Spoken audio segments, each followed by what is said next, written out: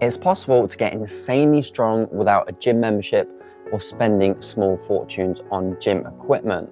And actually, relying on the gym might be stalling your progress or holding you back. We've all done it and we've all seen it where we can waste a lot of time in the gym. Now, whether that's waiting around for equipment or picking random exercises and not really having much of a plan and sort of going through the motions, and this can really affect your progress. You might feel like you're showing up and doing something, but because you're kind of wasting time and doing random things, it's actually stopping you making progress.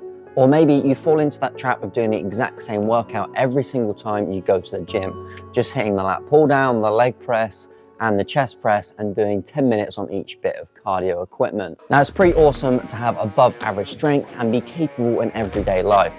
I can tell you from experience that I used to be really weak, really skinny, and now I'm much stronger and more capable, and that's made me feel much better about life and much more confident. And something that might sound really weird and really strange to you is you can see from this study that having poor grip strength increases your risk of early death. And it's because grip strength is a predictor of overall body strength. And having poor strength just generally increases your risk of early death through a number of different health implications. But what's great is you don't have to actually spend hours in the gym to buck the trend and become stronger than the average person. You actually just have to start training the foundations really well and really focusing in on it. Simple things like doing push-ups, squats, sit-ups, pull-ups, body rows. And if they're too hard or too easy, there's so many progressions and regressions you can use. You can use kneeling push-ups, you can use body rows, you can do banded pull-ups, you can do partial squats, you can do crunches. And if it's too easy, you can do things like weighted pull-ups or clapping push-ups or incline push-ups, crazy ab exercises like the dragon flag, the front lever, the back lever. There's endless possibilities. This absolutely works because these exercises hit all of the major muscle groups in the body. And something to remember here with bodyweight exercises is you can't go too far wrong because any movement is going to be much better than sitting on the sofa. You're at far greater risk of kind of health consequences by not doing anything and being sedentary. So don't get worried by the technique side of things. Over time, you get better and better and better performing those exercises, and you can master them without having to worry too much at the start. So I want to encourage you to start doing these simple exercises with intensity and really try and work the muscle groups and work all of the muscles within the body. You can do this simply once, twice, 3 times a week in a 20-minute workout, and ultimately going from nothing to something makes an insane difference and you'd be really surprised. But it also puts you on that path of creating better habits for the long term and that path to getting stronger and stronger. But why then do people feel the need to buy a gym membership? Well, it's mainly because it does give us that option to have heavy weights to stress the muscular system and grow that way. So it can definitely be helpful. I'm actually sat in a gym here that I train clients from, so I'm not going to tell you that gym memberships are completely worthless. They can be really useful, but assuming you don't have access to one or you don't want to go down that route, you can definitely still get really strong and really fit without it. You can do pistol squats using your body weight on one leg, really challenging that stability and the strength and power of that single movement. And even to this day, I still can't do a really good full depth pistol squat. And if you do manage to master that, you can add on something simple, just like holding something or holding a dumbbell.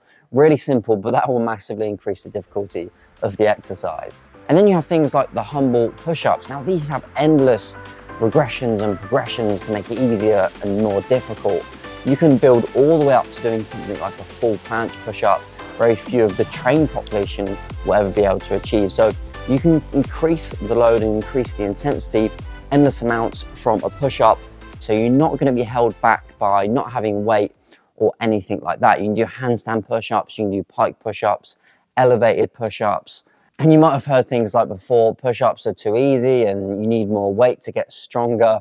But actually only about 20 to 30% of Americans can even do a full, strict, good push-up. You then start to realize that really you don't need any weight. You just need to start mastering and focusing in on those exercises and line up those progressions and just work your way through them. And that will easily transpire into you getting much, much stronger.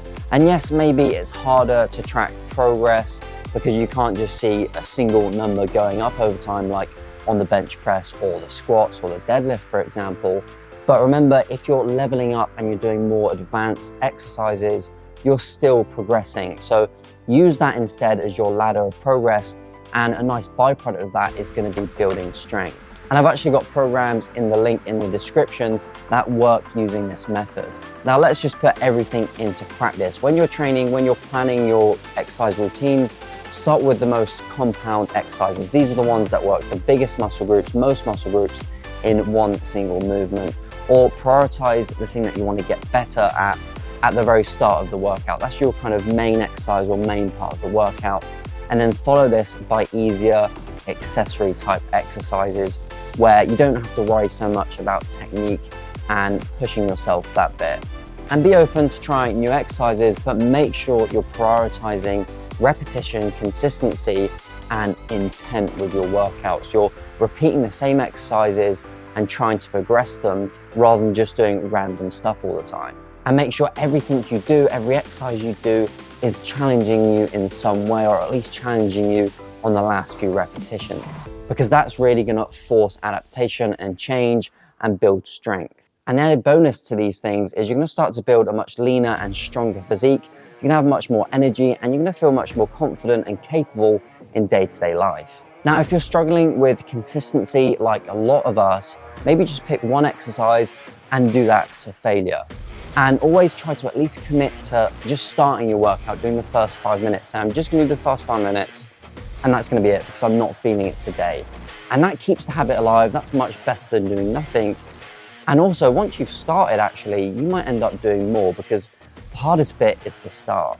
Now it's game time. Take some action. Check the links in the description below. If you've got any questions, then comment below, and I'll see you in the next one.